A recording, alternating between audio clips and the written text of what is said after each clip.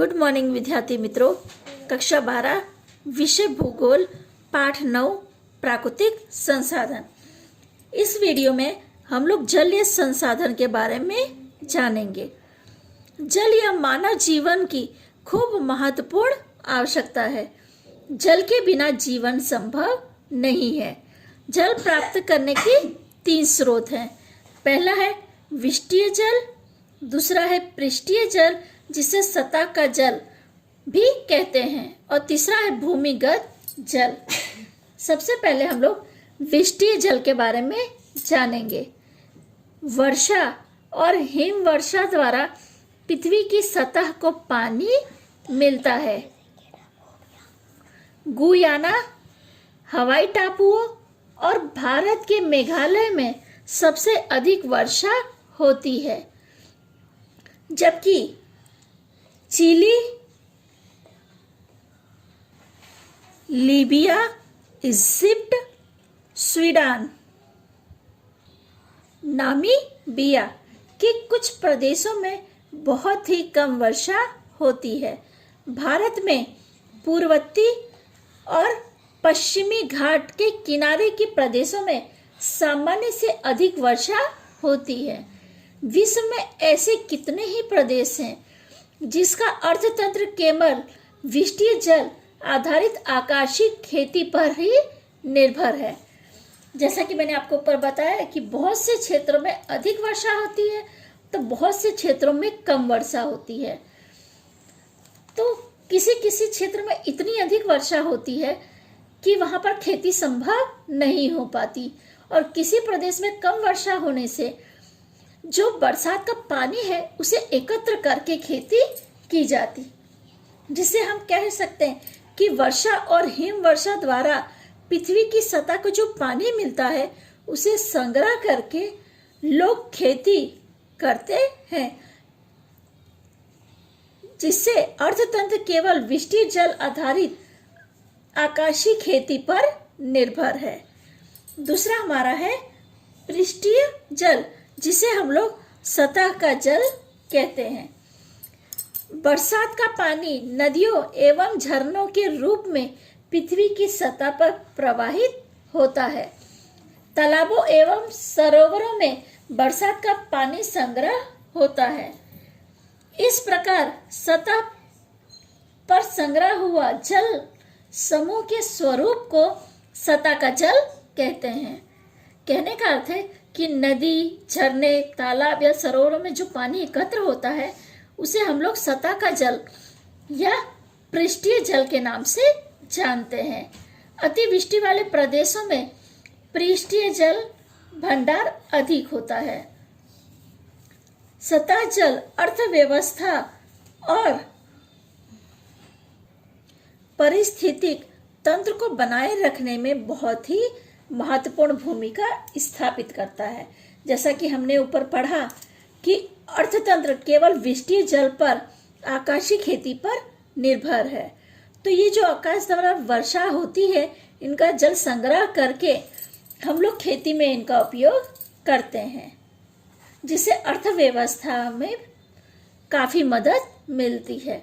पृष्ठीय जल का विश्व में सबसे अधिक भंडार यूएस एवं कनाडा की सरहद पर स्थित विशाल सरोवर में है। इन 5 विशाल सरोवर में सुपीरियर, मिशिगन, ह्यूरोन, इरी और ओंटारियो का समावेश होता है। विश्व की सबसे लंबी नदी नील इजिप्ट के अतिरिक्त कई देशों में होकर गुजरती है। यह शुष्क प्रदेशों के लिए नदी जीवनदायी है। भारत में गंगा, सतलज, ब्रह्मपुत्र, नर्मदा, गोदावरी, कृष्णा, महानदी इत्यादि बड़ी नदियां हैं। यह मुख्य नदियां एवं उनकी सहायक नदियां महत्वपूर्ण है। गंगा नदी पर टेहरी बांध, सतलज नदी पर भाखड़ नागर बांध, महानदी पर हीराकुंड बांध, नर्मदा नदी पर सरदार सरोवर योजना एवं कृष्णा नदी पर नागार्जुन सागर बांध का सतह जल संग्रह भारत के आर्थिक और सांस्कृतिक विकास में खूब महत्व रखता है। ये सारे के सारे बांध बड़ी बड़ी नदियों पे बांधे गए हैं, जिससे पानी को एकत्र करके पूरे वर्ष भर के लिए खेती के लिए और पीने के लिए पानी के कमी को पूरा किया जा सके। जैसा कि हमने ऊपर ही पढ़ा था कि जो हमारा अर्थतंत्र है वो वृष्टि पर आधारित है। अगर वर्षा होती है तो खेती होती है, तो जिसकी वजह से अर्थतंत्र में काफ़ी मदद मिलती है। अगर खेती नहीं होगी तो अर्थतंत्र पूरी तरह बिगड़ जाएगा। तो इन नदियों पे जो बांध बनाए गए हैं,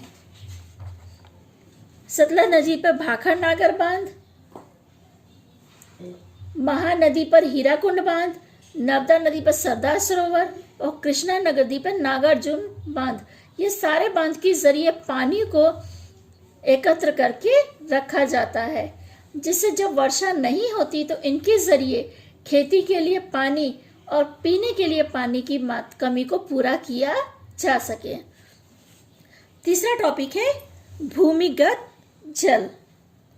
नदी, सरोवर, समुद्र आदि जल स्वरूपों में से भी पानी का कुछ भाग धीरे धीरे चट्टानों की जोड़ों, छिद्रों, दरारों और छिद्रालु चट्टानी स्तर में एकत्र होता है। उसे भूमिगत जल कहते हैं। ये भूमिगत जल की परिभाषा है। एक बार फिर से दोहरा रही हूँ। नदी, सरोवर, समुद्र आदि जल स्वरूपों में से भी कुछ पानी धीरे धीरे चट्टानों की जोड़ों, छिद्रों, दरारों और छिद्रालु चट्टानी स्तर में एकत्र होता है। उसे भूमिगत जल कहते हैं। सतह जल की प्राप्ति कम हो तो वह इस जल का उपयोग करने के लिए कुएं तथा नलकूप द्वारा अधिकतर विस्तारों में सिंचाई किया जाता है। भूमिगत जल यानी भूमि के अंदर जो पानी उतरता है उसका उपयोग के लिए कुएं या नलकूप के द्वारा उनका सिंचाई के लिए उन पानियों को उपयोग में लिया जाता है। इन तीनों जो स्रोत हैं इनके जरिए पानी की कमी को पूरा किया जाता है, या ये तीनों स्रोतों के ज़्यादा पानी की कमी जो है वो पूरी होती है। पानी जनजीवन के लिए महत्वपूर्ण है। जल ये मानव जीवन के लिए बहुत ज़्यादा उपयोगी है। ठीक है विद्यार्थी मित्रों, आगे की चर्चा हम लोग अगले वीडियो में करेंगे।